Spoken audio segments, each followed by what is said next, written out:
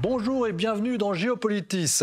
États désunis, plus que jamais, ce sont deux Amériques qui se font face alors que Donald Trump vise à nouveau la Maison-Blanche. Avec sur son chemin un potentiel adversaire de taille, le gouverneur républicain de Floride, Ron DeSantis, brillamment réélu dans cet État clé. Avortement, armes à feu, manuel d'éducation, wokisme, immigration, c'est sur le terrain des valeurs que l'Amérique se divise. Pour Joe Biden, qui fera face à une majorité républicaine à la Chambre des représentants, le défi chinois est l'une des rares possibilités d'accord bipartisan. Menacé de multiples poursuites judiciaires et fragilisé dans son propre camp, Donald Trump est le premier à se lancer dans la course présidentielle pour 2024. Avec les mêmes recettes de mauvaise foi, de faits déformés à son avantage, d'attaques en dessous de la ceinture contre ses adversaires. Mais l'incroyable instinct qui lui avait permis de créer l'énorme surprise de 2016 face à Hillary Clinton ne semble plus jouer en sa faveur. De nombreux candidats qu'il avait soutenus aux élections de mi-mandat ont perdu.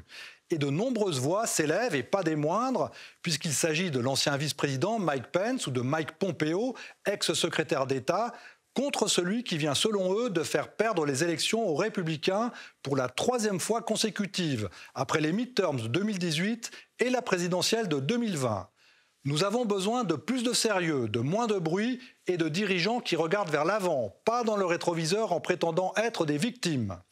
Avec l'affirmation réitérée par Trump, contre toutes les évidences, que l'élection de 2020 lui a été volée, comme en sont convaincus 65% des électeurs républicains, la démocratie américaine est-elle toujours menacée, comme veut le croire le magazine Time?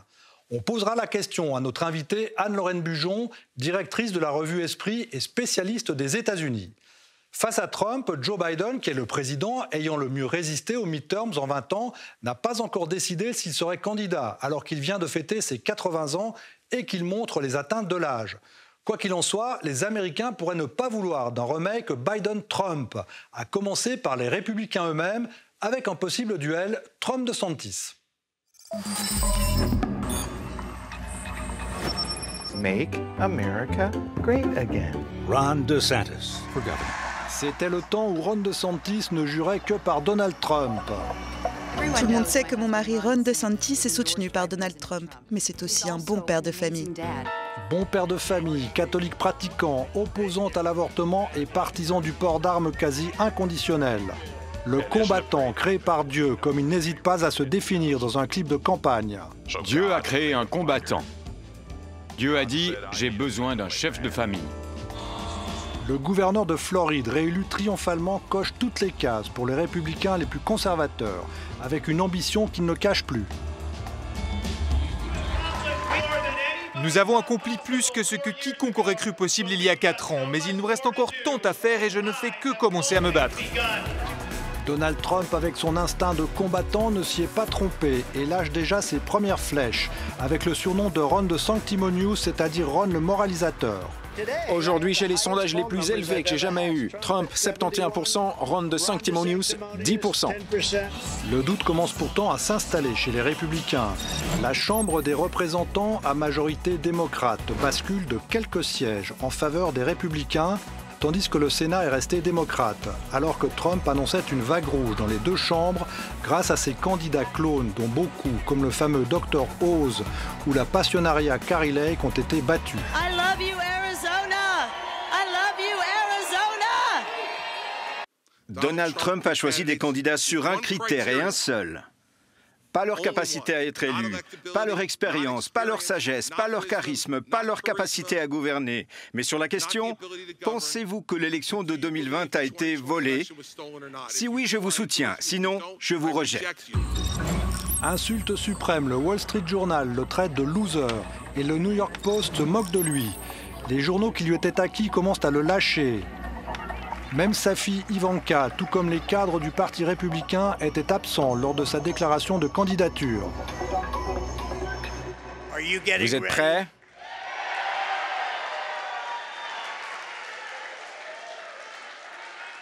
Je suis prêt. Je suis prêt. Trump sait qu'il peut compter sur la base de ses fidèles, une base représentant un tiers des républicains, capable de barrer la route à n'importe quel autre prétendant. Bonjour Anne-Lorraine Bujon. Bonjour. Vous êtes la directrice de la revue Esprit qui fête ses 90 ans cette année. Vous êtes également chercheuse, spécialiste des États-Unis où vous êtes née. Trump avait annoncé une vague rouge, on a une petite vaguelette. Alors est-ce que c'est vraiment le loser dont parle le Wall Street Journal ? Alors, c'est vrai que Trump sort un peu déconfit de ces élections, mais qui n'était pas un pré-sondage sur les élections de 2024, il faut bien le rappeler. On a souvent l'habitude de dire que les élections de mi-mandat sont des référendums sur le président et l'administration en exercice. Et souvent, ce sont des élections où le président, l'administration en exercice perdent un grand nombre de sièges. Ça a été le cas dans tous les derniers cycles électoraux. Donc cette fois-ci, dans la mesure où c'était un référendum sur Biden et son administration, il s'en sort plutôt bien, ce président Biden, puisqu'il a limité les pertes. La particularité des élections de cette année, c'est qu'elles ont aussi été un référendum sur Trump et la façon dont il avait gouverné le pays et l'éventualité qu'il se représente en 2024 pour un certain nombre de raisons. D'abord, il avait fait lui-même monter la sauce et le suspense sur cette envie de se représenter. Et ensuite, il y avait ce thème de l'élection volée qui prenait de plus en plus de place dans le débat et un certain nombre de candidats qui avaient été choisis un par Trump avec un soutien affiché, des candidats très extrêmes, très représentatifs de son mouvement Make America Great Again. Et ces candidats qui avaient réussi les primaires assez bien ont été désavoués finalement par les électeurs au moment des élections générales de mi-mandat. Dr Rose ou Kerry Lake, tous ces candidats. Ouais. Voilà, tous ces candidats sur des positions très extrêmes et des candidats susceptibles effectivement d'alimenter le mythe de l'élection volée ou ce qu'on a appelé le négationnisme électoral dans cette dernière phase du débat public ont été désavoués. Donc c'est vrai qu'il sort affaibli de ces élections. Il a quand même choisi d'annoncer sa candidature pour 2024, malgré l'avis de ses équipes, apparemment, qui auraient aimé qu'il attende un petit peu plus. Mais s'il est lui-même en difficulté, il ne faut pas non plus se dire que c'est une défaite du Trumpisme. C'est-à-dire que ces élections nous donnent le signal que le Trumpisme va survivre à Trump. Alors, il y a aussi une leçon peut-être à tirer, c'est que ces élections se sont plutôt bien passées. Il n'y a pas eu de contestation de vote, comme on pouvait le craindre. D'une certaine manière, la démocratie américaine, elle tient. Tout à fait, c'était une des bonnes surprises de cette élection. Donc les candidats négationnistes qui ont été désavoués, je l'ai dit, les élections qui se sont déroulées dans de bonnes conditions. Il reste malgré tout une ou deux contestations électorales, notamment Kerry Lake, dont vous avez parlé, qui était candidate pour être gouverneure de l'Arizona, qui a perdu, mais qui conteste les résultats. Mais il y a eu finalement assez peu d'épisodes comme ça, et le sentiment que l'électorat américain a plutôt voulu baisser le feu sous la cocotte minute, enfin, moi c'est comme ça que je l'interprète, en reconduisant un certain nombre d'élus en poste. Ça c'est très important, c'est-à-dire qu'il n'y a pas du tout eu de dégagisme. Alors il y a une figure qui émerge, qui est considérée un peu comme le vainqueur de ces élections, c'est le gouverneur de Floride, Ron DeSantis. C'est un rival potentiel pour Trump ? Alors voilà, c'est un très bel exemple des raisons pour lesquelles je dis qu'il faut un peu nuancer la lecture de ces élections. Parce que Ron DeSantis, effectivement, c'est l'étoile montante du Parti républicain. Là, il a tous les projecteurs braqués sur lui. On dit déjà donc que certains grands caciques du Parti républicain sont en train de se positionner comme des soutiens de DeSantis le jour où il annoncera sa candidature, parce que c'est pas encore fait. Les primaires, ça démarrera encore dans un an. On dit aussi que des grands donateurs du Parti républicain sont en train de se détourner de Trump au profit de DeSantis. Et ça, c'est très important. Vous savez, c'est vital, voilà, follow the money pour comprendre la politique américaine. Mais ce DeSantis, si vous voulez, il faudrait surtout pas se dire ça représente un retour à un Parti républicain plus modéré. Ce DeSantis, c'est Trump XXL, en fait. C'est le Trumpisme sans Trump, finalement, mais presque plus dur, quoi. Voilà, c'est le Trumpisme sans Trump, mais il est très conservateur, il est très nationaliste, il est très protectionniste, il alimente les guerres culturelles à fond. Ce qu'il y a, c'est qu'il est aussi apparemment plus compétent, plus travailleur, plus contrôlable, moins imprévisible. Donc c'est un Trump en acier trempé, si vous voulez. Donc il faut bien voir que ce réalignement politique que Trump a accéléré, il est en train de se poursuivre. Donc de ce point de vue-là, pour les démocrates, ce serait mieux d'avoir Trump comme adversaire, parce qui pensent qu'ils peuvent le battre plus facilement. Oui, c'est avec ce jeu des primaires et des élections générales dont je vous ai déjà parlé, ce qu'il faut voir, c'est que le Parti démocrate là, avait fait le choix un peu paradoxal dans certains États de soutenir les candidats les plus extrêmes, les plus assimilés à Trump et son mouvement Make America Great Again, en se disant « ceux-là, on peut les battre dans l'élection générale ». Donc ça, c'est la même chose. C'est effectivement, je crois qu'il y a aujourd'hui à peu près 30% des électeurs américains ont dit, en se rendant aux urnes là, pour les élections de mi-mandat, que leur motivation principale, c'était d'aller voter contre Trump. Donc oui, on voit que c'est une dynamique qui peut être favorable aux démocrates. Alors l'avortement était au centre de cette campagne des midterms. Ça a contribué surtout à remobiliser l'électorat démocrate après cette décision de la Cour suprême finalement de supprimer le droit à l'avortement au niveau fédéral. On se retrouve juste après ce sujet de Mélanie Wayon.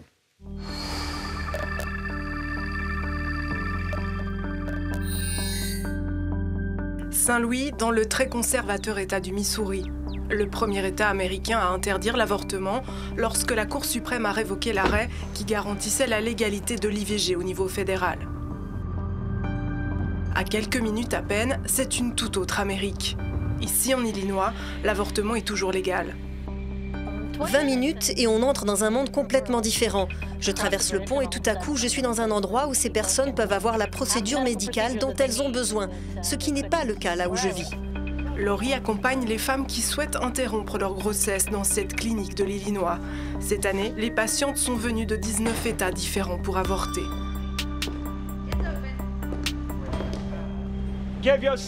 Donnez-vous une chance d'aimer votre enfant. Dehors, pour les militants pro-life, la décision de la Cour suprême reste toujours insuffisante. Ce n'est pas vraiment une grande victoire. L'avortement est toujours disponible. Il suffit de prendre sa voiture, ici ou là. Mais au moins, ça fait comprendre que tout le monde ne dit pas « c'est bien ». Tout le monde n'est pas d'accord avec ça. Au cœur du Midwest, l'Illinois démocrate fait figure de sanctuaire du droit à l'avortement, tout comme cette vingtaine d'autres États en bleu. Une carte qui épouse presque parfaitement le clivage politique entre États traditionnellement démocrates ou républicains, entre défenseurs d'une Amérique plus progressiste ou plus conservatrice.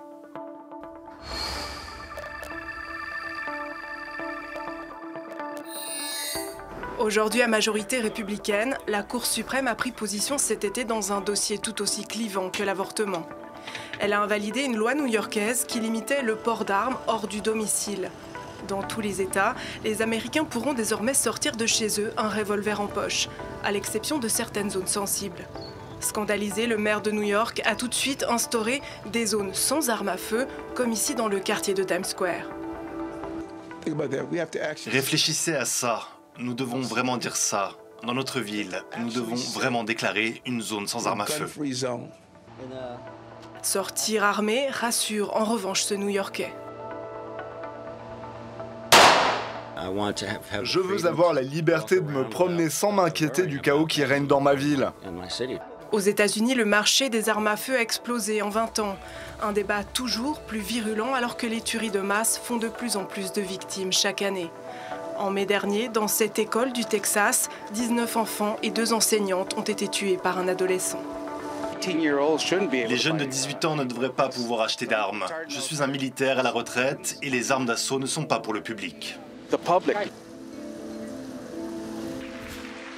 En nommant 3 juges conservateurs à la Cour suprême durant son mandat, Donald Trump a ancré un peu plus à droite la plus haute juridiction américaine. Ce tournant illustre bien ce combat des valeurs qui polarise toujours plus le pays. Port d'armes, religion, avortement, certains Américains n'hésitent plus à déménager pour vivre dans un État qui correspond davantage à leurs valeurs. Selon une récente enquête menée auprès de plus de 4000 Américaines et Américains, près de la moitié des sondés inquiets de perdre leur accès à l'avortement affirment être prêts à déménager dans un autre État plus favorable à l'IVG. Bon, alors on voit bien l'importance de la Cour suprême. Finalement, cette judiciarisation de la vie politique américaine, ça a de grosses conséquences. Oui, judiciarisation de la vie politique américaine et politisation du système judiciaire américain. Ça marche dans les deux sens. Effectivement, cette Cour suprême qu'on a vue à l'image, très conservatrice aujourd'hui, où siègent aussi 6 juges catholiques, ce qui est quand même très étonnant au regard de la longue histoire des États-Unis, où les catholiques étaient quand même une minorité, et même une minorité opprimée. Cette Cour suprême très conservatrice, c'est un legs durable de la présidence Trump. Il faut voir aussi que c'est l'aboutissement de 30 ans, en fait, d'une stratégie politique de la part de la droite conservatrice aux États-Unis, de la droite chrétienne, qui avait pour obsession de faire nommer des juges conservateurs, non seulement à la Cour suprême, mais à tous les échelons du système judiciaire. Et on pourrait presque dire que cette droite, elle a monnayé son soutien à Donald Trump, qui a surpris plus d'un observateur, en fait, au moment des dernières élections. On se disait comment ce type divorcé, multimillionnaire, vulgaire, pourquoi est-ce qu'il a le soutien des évangéliques et de la droite chrétienne? Eh bien parce qu'il voulait des juges conservateurs. Et ils les ont eus, donc, avec des conséquences très durables pour le droit à l'avortement, pour le droit au port d'armes, pour les échecs de la régulation sur l'environnement qu'on va voir arriver. Donc un certain nombre de décisions qui vont peser très lourd sur la vie politique américaine et peut-être pour 30 ans. Et qui contribuent à ce clivage, ce fossé entre effectivement des États qui permettent l'avortement et d'autres pas. On voit d'ailleurs nombre de gens qui sont prêts à déménager. C'est carrément deux pays différents. Voilà, alors jamais oublier cette importance du système fédéral aux États-Unis et du fédéralisme, et que c'est aussi un jeu qui bouge. Il y a un côté cyclique, plus de souveraineté des États fédérés, moins de souveraineté des États fédérés. Et ce qui donne son pouvoir, son rôle à la Cour suprême, c'est qu'elle est l'arbitre du fédéralisme. Et vous avez aussi un poids électoral différent entre l'électeur démocrate de la banlieue de San Francisco et un électeur républicain de la banlieue d'Atlanta. Là, il y a une vraie différence. Exactement. On a vu que les élections se jouent maintenant dans un très petit nombre d'endroits où, effectivement, elles sont en balance et ça peut aller à gauche ou à droite, chez les républicains ou chez les démocrates. Et donc, en gros, ce qui se dessine, c'est une carte du Heartland, l'Amérique profonde, plus rurale, moins peuplée, plus blanche, plus chrétienne, qui s'oppose de plus en plus à l'Amérique des grandes villes multinationales de la côte, avec des différences effectivement dans la représentation des électeurs qui sont considérables. Et le Sénat, par exemple, où on a 2 sénateurs par territoire, que ce soit un territoire très peuplé ou un territoire très peu peuplé, est maintenant presque mécaniquement du côté des républicains. Donc c'est assez remarquable cette fois-ci qu'il reste dans le giron démocrate, mais on voit que ça se joue à un cheveu. Oui, c'est ça, d'où effectivement le poids de ces électeurs. Alors, c'est vrai que ces États désunis aussi, c'est le Covid qui a le plus marqué. On a vu effectivement les États qui restreignaient beaucoup, ceux qui laissaient très ouverts, et puis surtout l'inégalité énorme par rapport à la vie aux États-Unis, par rapport à la santé. Oui, il y a des inégalités de santé. Alors on a parlé de Ron DeSantis. Je crois qu'une des choses qui l'a rendu célèbre dans ces dernières années, ça a été le fait justement de faire partie des gouverneurs qui étaient très contre les politiques restrictives au moment du Covid. Il était plutôt pour tout ouvrir. Il fait plutôt partie aussi de ces élus qui attisent ce qu'on appelle les guerres culturelles aux États-Unis sur ces questions d'identité, sur ces questions de mœurs. Mais c'est un des enseignements pour moi très intéressants de ces élections de midterms que de s'interroger sur le point auquel ces guerres culturelles seraient vraiment représentatives de ce qui préoccupe la majorité des électeurs américains. Moi, je n'en sais rien, je ne suis pas dans leur tête, mais je vois que sur ces sujets très très clivants, si vous voulez, que ce soit l'avortement, que ce soit la religion dans la vie politique, que ce soit la question du racisme persistant, on a des petites minorités très actives, très visibles aussi dans leur stratégie de mobilisation médiatique et politique, qui finalement occupent tout le terrain. Mais sur l'avortement, ce qu'on a vu, c'est qu'en réalité, un peu plus d'une moitié des Américains aujourd'hui sont favorables à un maintien au droit à l'avortement. Et comme on votait aussi sur un certain nombre de référendums ou de propositions de loi dans les différents États, on a vu que la plupart des propositions de loi très restrictives sur l'avortement ont été retoquées par les électeurs. Donc moi, il me semble, et je l'ai déjà dit tout à l'heure, qu'il y a eu un message de modération, de légitimisme de la part des électeurs qui sont sans doute beaucoup plus au centre que l'aile gauche très mobilisée ou l'aile droite très mobilisée qu'on voit beaucoup dans les médias. Eh bien, merci Anne-Lorraine Mujon. C'était un plaisir de vous accueillir ici sur le plateau de Géopolitis. Je vous renvoie à la lecture de la revue Esprit, qui publie donc un numéro sur l'Europe ce mois-ci, après le numéro sur la Chine du mois de novembre. Merci beaucoup. La Chine et sa montée en puissance restent le défi majeur des États-Unis. Barack Obama avait initié le pivot vers l'Asie et le renforcement militaire américain dans l'Indo-Pacifique. Donald Trump avait voulu tordre le bras de Xi Jinping en lançant une guerre commerciale. Et Joe Biden a clairement fixé une ligne rouge sur Taïwan, tout en faisant baisser la tension lors de sa rencontre face à face avec Xi Jinping. Mélanie Ohayon et Gaspard Kuhn nous expliquent que la Chine est l'un des rares dossiers qui met d'accord démocrates et républicains.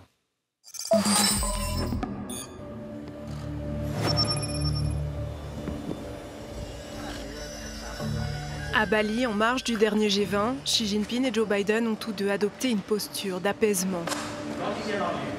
3 heures de tête-à-tête qui devraient aboutir à la visite du président chinois aux États-Unis l'an prochain, une première en près de 6 ans. La guerre commerciale entre les deux premières puissances mondiales ne s'est pas pour autant calmée sous l'ère démocrate. Xi Jinping et Joe Biden se connaissent bien. Ils se sont rencontrés plusieurs fois lorsqu'ils étaient tous deux vice-présidents. Et Xi Jinping a même qualifié Joe Biden d'ami de longue date. Voilà pour la forme. Sur le fond, ils représentent deux nations qui sont toujours concurrentes. Et la politique de guerre commerciale initiée par Donald Trump a été maintenue, voire même renforcée par l'administration Biden dans des domaines stratégiques comme les semi-conducteurs ou les entreprises de télécommunications. Il y a un consensus ici à Washington entre républicains et démocrates pour entraver la montée en puissance de la Chine, même si ces deux économies chinoises et américaines restent extrêmement interdépendantes. Cet été, la visite de Nancy Pelosi à Taïwan a crispé un peu plus les relations entre Pékin et Washington. La présidente de la Chambre des représentants avait à peine atterri à Taipei que la Chine annonçait de nouvelles manœuvres militaires autour de l'île. Déterminée à ramener Taïwan dans son giron, Pékin montre ses muscles. Comme dans cette vidéo de l'armée chinoise diffusée juste avant la visite américaine, avec ce slogan « Enterrer tous les ennemis qui osent nous envahir ».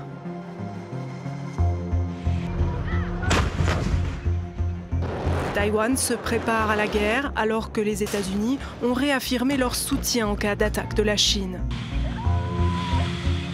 Joe Biden a laissé entendre à 4 reprises que les États-Unis pourraient intervenir militairement en cas de tentative d'invasion de Taïwan. Alors ces sorties sont d'abord passées pour des gaffes, elles ont été contredites par des membres de l'administration Biden, mais le côté répété de ces déclarations montre un changement de ton, voire un changement de doctrine. Joe Biden s'éloigne de la position d'ambiguïté stratégique. C'est une manière pour lui de prévenir la Chine des conséquences en cas de tentative d'invasion de Taïwan face à un Xi Jinping plus agressif, la volonté de se montrer plus ferme. La prise de contrôle de Twitter par Elon Musk lui a permis de rouvrir le compte de Donald Trump sur le réseau social qui lui avait servi de porte-voix avant d'en être exclu suite à l'attaque contre le Capitole. Mais entre-temps, il a créé son propre réseau social et beaucoup s'interrogent sur l'avenir de Twitter. Elsa Anguinolfi.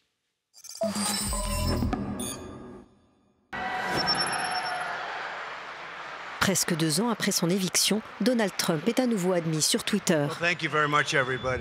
C'est Elon Musk, nouveau patron du réseau social, qui l'annonce. Le peuple a parlé, Trump sera rétabli, la voix du peuple est la voix de Dieu. Après un sondage éclair de 24 heures, auquel 15 millions de personnes ont participé, la décision est actée. Quelques jours plus tard, c'est même le rétablissement de la plupart des comptes suspendus qui est annoncé.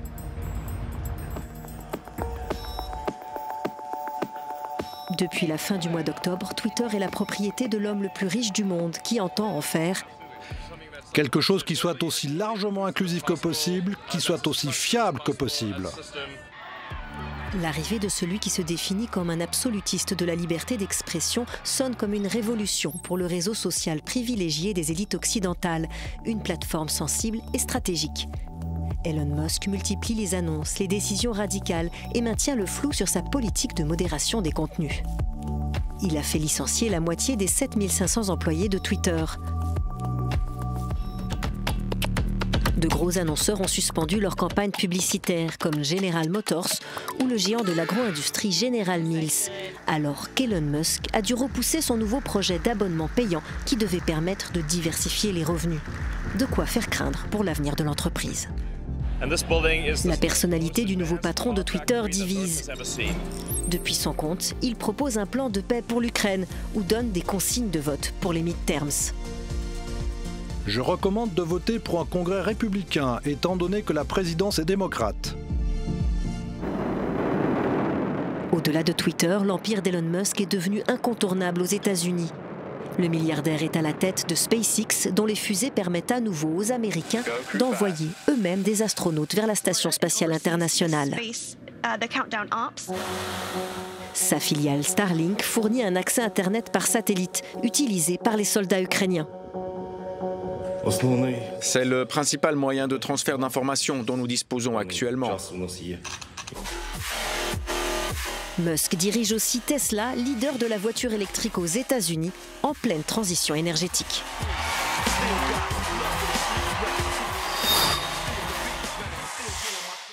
Aux États-Unis, la société est tellement polarisée et divisée qu'un Américain, Américaine sur deux craint une guerre civile selon une étude récente. La démocratie américaine n'a jamais paru aussi fragile. Jordan Davis, qui est le correspondant radio de la RTS aux États-Unis, raconte cette expérience singulière d'être à la fois journaliste et citoyen d'un pays où il a grandi et qui a bien changé depuis son enfance. Son podcast « Démocratie, démocratie » est à découvrir sur le site de la RTS un vendredi sur deux. Géopolitis vous donne rendez-vous la semaine prochaine sur RTS1, sur notre chaîne YouTube et chez notre partenaire TV5 Monde pour une émission consacrée aux activistes du climat. Portez-vous bien.